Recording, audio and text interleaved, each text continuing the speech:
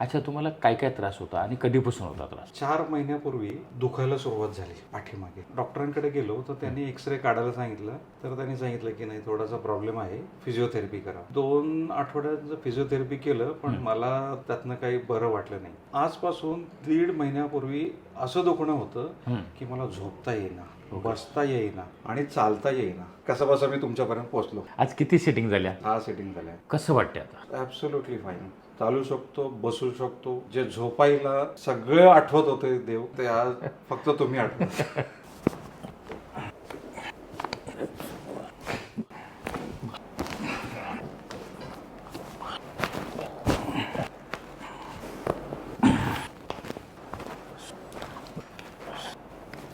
बघा चालून आता कसं वाटतंय. ओके. धाऊ. ठीक आहे sir. Thank you sir, thank you very much.